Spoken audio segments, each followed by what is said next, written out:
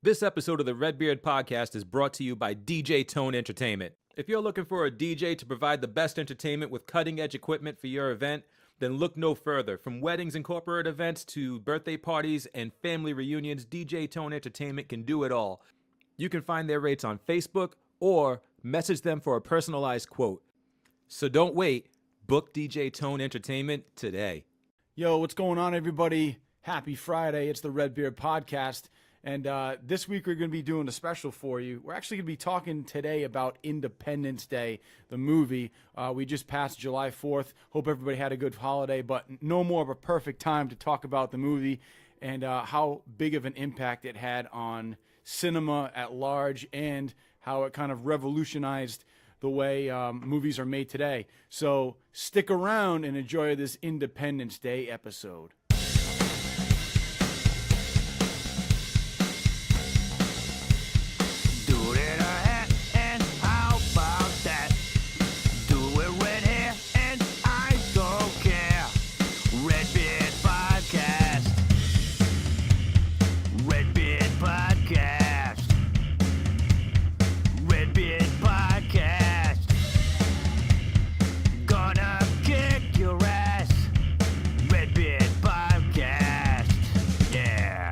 Redbeard Podcast is brought to you by these cool dudes. Mankind, that word should have new meaning for all of us today. We can't be consumed by our petty differences anymore. We will be united in our common interest. Perhaps it's fate that today is the 4th of July. And you will once again be fighting for our freedom. Not from tyranny, oppression, or persecution, but from annihilation. We're fighting for our right to live, to exist. And should we win the day, the 4th of July will no longer be known as an American holiday, but as the day when the world declared in one voice, we will not go quietly into the night. We will not vanish without a fight. We're going to live on. We're going to survive. Today, we celebrate our Independence Day.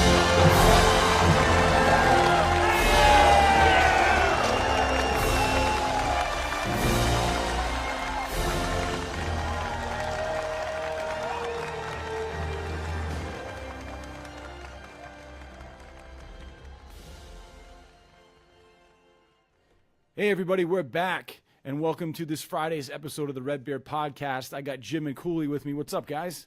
What up? Hello.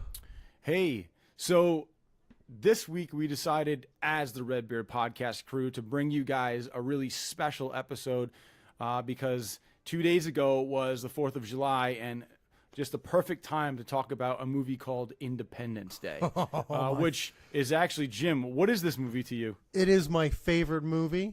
Of all time. Of all time. Okay. I know a lot of people are going to disagree with that, but God, it was great. It was an awesome movie, man. It molded actually me into who I am today. It did. Hey, man, it was one of the first, not one of the first, but I would say probably like it's up there in the third or fourth as far as like my favorite like alien invasion movies or alien movies. This movie actually came out 22 years ago to the day. As of the 4th of July, this past 4th of July.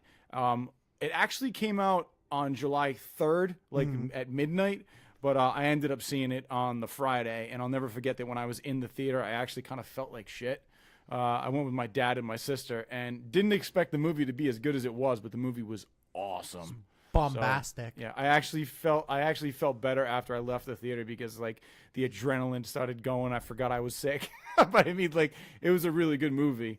What are some things about this movie that really like stand out to you, man? Being like, what makes this your favorite movie of all time? I'm sure it's like a ton of things, but there's got to be something specifically. It really is. You know, it was that perfect movie that came out at the perfect time when I was the perfect age. Mm-hmm. You know, It was the first movie that I saw that really had special effects that blew me away. I was always kind of a sci-fi nerd at the time, and Independence Day was that first movie that How old were you when it came out? I was 15 at the time. Yeah. I was 15 years old, so I was finally going to movies by myself or like with friends, and I saw this movie. Sci-fi was kind of always like Star Trek at the time. There wasn't really like cool science fiction. Yeah. And then this movie came out, and it brought forth Will Smith, Yep. who became a superstar after this movie. Yep. And I don't know, the whole idea of the disaster movie kind of made the forefront in this whole apocalypse movie where the world is going to end. I felt really, it's happened before in movies, but it really rang true in this one. This was the first time that it became a blockbuster, and it spawned this whole genre of end of the world movies. Not all of them were good. As a matter of fact, most of them weren't good. Yeah. But this was the one that started it all. And Like, this we wouldn't was- have Armageddon. We wouldn't no, have yeah. we wouldn't have the Avengers if it wasn't for this apocalyptic movie. This movie definitely was another movie that really kind of made Jeff Goldblum like a household name, because he was pretty big after Jurassic Park in 1993, and then this movie came out in 1996. So, I mean, like, the fact that this movie was like the second big movie, I think that a lot of people were like, oh, Jeff Goldblum, the guy from Jurassic Park. You know, like, it's kind of cool that he was actually in this, and I mean, loved The his Fly. character in this. Well, no, of course, The Fly, that was like the big one. Because But- that one put him on the map for me. I saw that and I was like, oh, this dude's dope. He's a dope. Well, when you think he's a dope about- horror sci-fi actor. Yeah, but you know? think about that. I mean, like, The Fly was like an 80s movie, you know, and then that was like when he was like super young. And then fast forward like early 90s, you got Jurassic Park. And then 3 years later, he's in Independence Day, among other things. But I mean, I was, and now Jeff Goldblum has just become a parody of himself, I think. I mean, there's a lot of things about Jeff Goldblum that I think are interesting. He's actually going to be at Boston Comic-Con. I'm hoping to meet him. Yeah, he's a funny dude, man. Yeah. He does a lot of funny things. Yeah, him and by the way, Boston Comic Con, him and Michael J. Fox are going to be at Boston Comic Con, so I'm hoping to meet both of them. Yeah, So- I'm in the other side. I'm in the other camp, like where I don't really think that this was like the greatest movie ever. I think it was a good movie, Yeah, but actually, I'm sorry. Let me reiterate. I think it was a fun movie. Let's put Yeah. it that way. It was a fun movie that I could go to the theater, I could eat popcorn, I could be blown away by a bunch of like really cool special effects, underwhelmed by a bunch of really underwhelming special effects, and it just ran this gamut. But to me, like, it was a story that just is it all right if I just jump in Yeah, go for it, to man. something and, like, some interesting stuff that I found out, like, was because I did a little bit of research, was Emmerich, the director, Roland Emmerich, was he started film school in 1977, yeah, right? So what does that mean for, you know, his film style and like what he's going to bring to the table? I mean, like, he was influenced greatly by 77 was the year that Star Wars came out. 75 was the year that Jaws came out. You had in 1978 there were some other films that came out. 1979 was Alien, right? Like you could see all of these little bits and pieces that he threw in. There was actually a scene in this movie that was like, it was straight out of Star Wars. And I don't know if do you know what I'm talking about, Jim? Are you talking about when I'm trying to think, when Captain Hiller is flying away from the spaceship, the little mini drone? No. The Grand Canyon? The planning sequence when they're in that Oh, little yes. and they're talking about this impossible mission to go and, like, you know, target this, like, you know, 20-centimeter gap or whatever. I don't know how big it was really, but I mean that little gap that, you know, it's impossible. Nobody's going to be able to fly a ship into that. And, like, you know, Will Smith steps up and he's like, I'd like to give it a shot, sir. Not and to it was like, mention that operating was, a craft that no one in this world is qualified to operate. and this is straight up the Death Star attack. This is straight up the Death Star attack planning sequence in Star Wars. I've seen this ship in action, sir. I know its capabilities. Did enough time to I used to take shoot them rats down. with my do your TV stuff. You know, it was. Look, man. To me, like that, and that wasn't bad. I'm not saying that was a bad thing. I'm just saying that was. You can see his influences here, and so it was an homage, right? Like I'll take it as that. I'm not saying he was ripping him off. I'm saying that was. You can see like where he's getting his, not his ideas, but his influences. But I think that's normal, man. I think like with any movie or any director, I mean, they're basing, what they want to see on film, because of the things that have influenced them in the past. And I feel like anybody's going to bring some things that have touched them in a way and try to kind of feed off that, like that stuff that keeps them going. One of the things I found interesting about this movie is that Dean Devlin and director Ronald Emmerich, they actually finished this screenplay. They finished this screenplay. What did I say? Ronald. Oh, Roland. Sorry. I don't know how that, it's okay. Came off my tongue the wrong way. Mm-hmm. Roland Emmerich, they actually finished this screenplay in a hotel in Mexico. It's just like a weird fact. They did, and it's never really explained why they were there, probably for something, but they finished the screenplay in a hotel in Mexico, and then they pitched it to studios. Check this out. They pitched it to studios on a Thursday. It was greenlit the next day on a Friday, and they started pre-production on Monday. That would never, ever happen today. Right. Like, that'll never happen again. And his directing career has never reached higher points than that moment. It was the first time he blew up the White House, Yeah. which we know he would The go very on first. to do many more times. Oh my God, that's a staple. In many more movies. He would have done it in 10,000 BC if the White House were around. So that White House that they blew up was actually it was a model that they built that was it was 14 feet long and 5 feet high, and they actually had a backup White House that they had in case the first take didn't actually work, and they had all these different like little like mini explosives rigged up to it, and these people were sitting in almost like an arena type setting where they were actually going to film the explosion. So they did it, set off all the triggers, and the White House blew up, and they got it on the first shot. And they after that they obviously like slowed down the explosion, and had like, because when they blew it up they had like multiple camera angles, so you can see like the windows exploding and stuff like that. And then obviously they put in like the spacecraft and like the helicopter getting like exploded as it's taken off. So I think that's like pretty cool that they got that on the first take. And that was one thing the studio was a little iffy on, like, oh, you're gonna blow up the White House, like this might not be a good thing to do politically, but they got the go ahead, and it was one of the most iconic scenes of all time.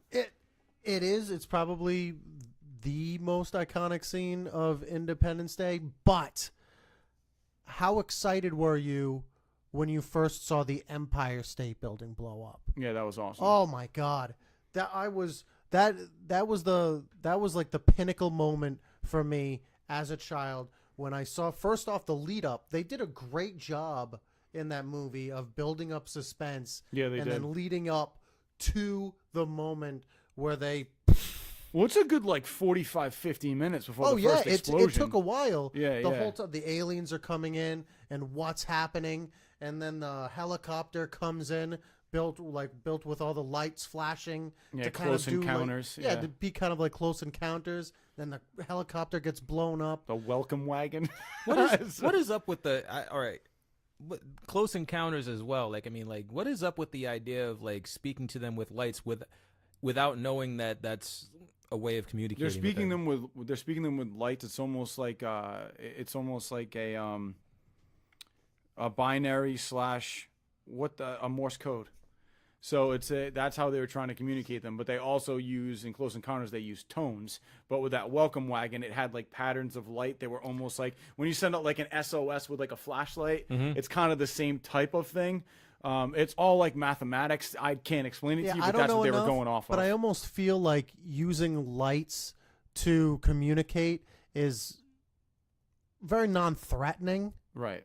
Like, it seems semi-peaceful to me. Right. Yeah, I feel like to us as humans, but I'm saying like, who knows? You don't know what But, you're triggering. But I mean, if you're Right. about to meet an alien race, you got to pick something. Yeah. Yeah, exactly. You don't know how they communicate. I mean, The one movie that I think kind of summed up how we would possibly realistically communicate is Contact, where they're sending like plans in with like all binary code and like mathematics. Like I feel like it's a universal language in a way. So who knows? I mean, but yeah, I mean, I agree with Jim. You got to start somewhere.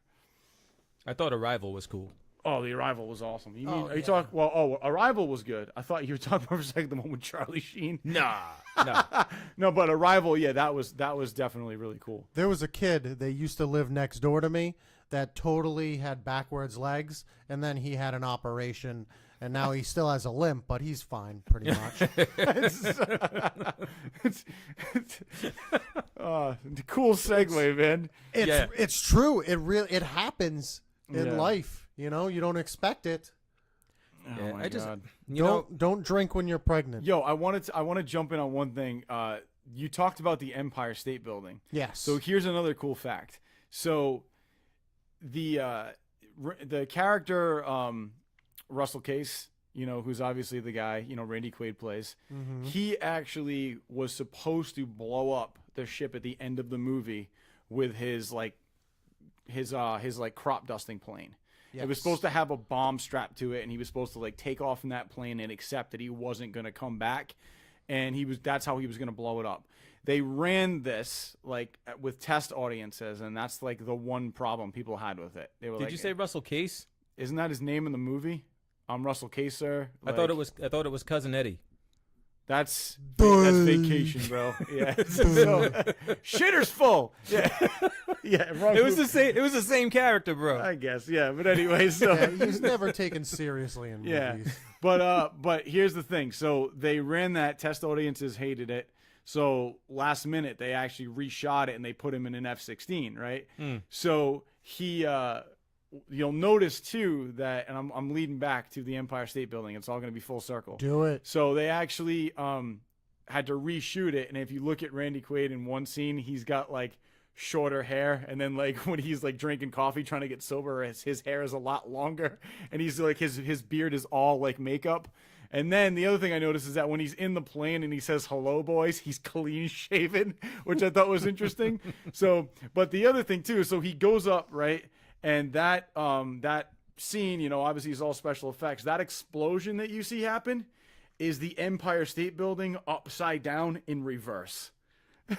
Oh wow, is it really? Yeah, they actually used the same shot but reversed it, because the Empire State Building comes down like this. If you flip it, it's just going reverse. That's that same shot that they used, which I thought was pretty awesome. So, little fun fact for you right there. That's interesting. That is very interesting. Yeah. So, Spaceships, right? right? Crazy. It occurred to me that Roland Emmerich is basically like Michael Bay times 10. Yeah. Yeah. Yeah, Yeah. definitely. He's like the poor man's Michael Bay. Yeah. Yeah, and he's not as womanizing either. No. Like Well, no, he's the exact opposite. exactly. Yeah. Yeah. Yeah. I mean, he's definitely He loves like, men. For those that don't Yeah, listen. Yeah, Exactly. he's very and to his benefit, because I mean, like, it's Michael Bay takes a lot of shit for that. Yeah, he does.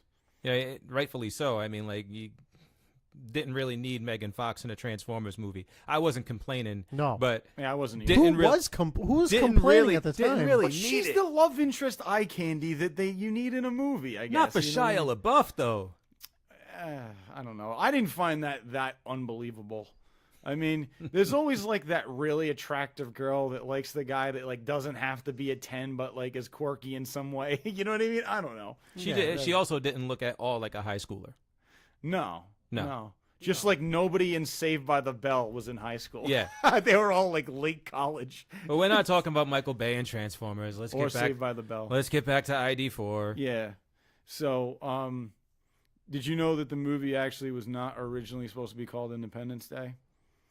What was it supposed to be called? I don't know what it was originally supposed to be called, but they ended up calling it Independence Day because it was going to be, so basically it was a similar movie to another alien movie that was coming out at the same time. That movie was called Mars Attacks.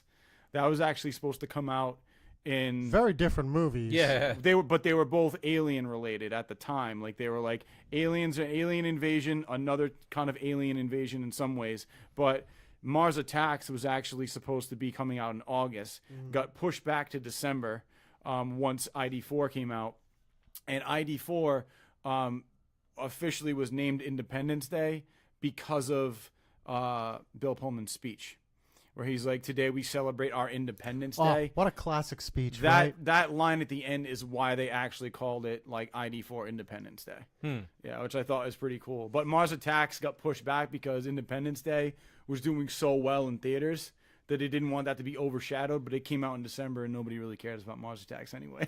So. That Independence speech, the Independence Day speech, So good. to me was so iconic. I rewrote it. Yep. You For did. when I lost my virginity. And I'm not going to say the whole thing because it takes forever. Yeah. But it totally ends with, "I'm going to live on. I'm going to have more sex. Today, I celebrate my Indepanties Day." And then I said it with a group of my friends, and I remember one of my friends stood up and did and like ga- the and salute. gave the salute, gave the like real quick hardcore salute that Yeah. that guy does afterwards. He's Oh, actually man. like the most hardcore extra of all time. the best He the really best is, extra of all time. For the longest time, I actually thought that was the guy who plays Mr. Nimziki. Like after he got fired, I figured like he was put on he was just like, "Yes, I'm still gonna participate." James Rebhorn. James Rebhorn, yeah, who I met and was a super nice guy. But anyway, Also, yeah. super obscure fun fact. I was talking about this with Cooley earlier today. Harry Connick Jr. plays Will Smith's best friend Yep. in the movie. He was not supposed to play that part. Who was he supposed As to a play? matter of fact, Matthew Perry was cast for that, and then right before filming, he dropped out, and as a last-minute replacement, they got Harry Connick Jr. Who I thought was great in that. Yeah, imagine Matthew Perry going, "You got it right here, yeah." Yeah, doing like the Reverend and all that stuff. Let's kick the tires and light the fires, Big Daddy. Also, did Roland Emmerich ever know anything about any U.S. president besides like the early ones, like George Washington and fucking Abe Lincoln? Like, What do you mean? he always, and this isn't just Independence Day, it's like all of his like disaster films, the president always, like the US president always sticks around. I'm not going anywhere. I'm staying right here in the thick of things, and I'm gonna be the hero, and I'm gonna Instead of going into a bunker. Yo, when Secret Service rolls up and they're like, "Yo, get in the car," George Bush, Trump, even my beloved fucking Obama Jimmy Carter? is jumping in the damn car and going to the bunker. Yeah. Like you can't tell the Secret Service that you're not going. They're gonna grab you and take you. I'm a combat pilot. I belong in the air. No, but, I like how he's like, "Where do you think you're going, sir?" And he just like, and that's the only question that was asked. Everyone's just like, "Okay, Yeah, exactly. Like Secret Service. it's cool. You're the president. But I Don't feel get like, yourself killed." You know what it was though? I feel like at that point they already dropped a nuke and it didn't work. And then they're just like, you know what? At this point, like, it doesn't matter, and if he didn't go up, nothing would have happened because he's the one who's like, I'm gonna have a second shot. But I mean, realistically, did it matter? Like they dropped it on Houston. They wiped out a lot of people. I mean, Houston is screwed for years. So Houston has a problem. Now people can say "Remember the Alamo" and mean it. Do you remember that? Yeah. Yeah. Not around no more. So I think for me, one thing about Independence Day, man, is it's just such a very quotable movie for me. Like I can go back to so many quotes from that. I mean, I have always wanted my computer to start up and just go, "Good morning, Dave," instead of, but say like my name. But I thought that was just like such a cool thing. I love how he always has like that countdown. I found their code somehow in some weird airwave. Like, that's the other thing that made no sense. How did you just find the code? Like you found a live, like, I found it embedded in their thing. Checkmate. Like, it's like, all right, cool. I mean, I'm glad you found the countdown, which saved everybody's ass. But, at the same time, how did you just stumble upon that? Well, I think almost everything that came out of Will Smith's mouth was a catchphrase that was uttered for years to come. Yeah, It was like welcome to Earth. Now that's what I call a close encounter. And I was supposed to be at a barbecue. And what the hell's that smell? You want to see my clearance? Here's my clearance. Like, it's all stuff that people I've got ended to up- get me one of these.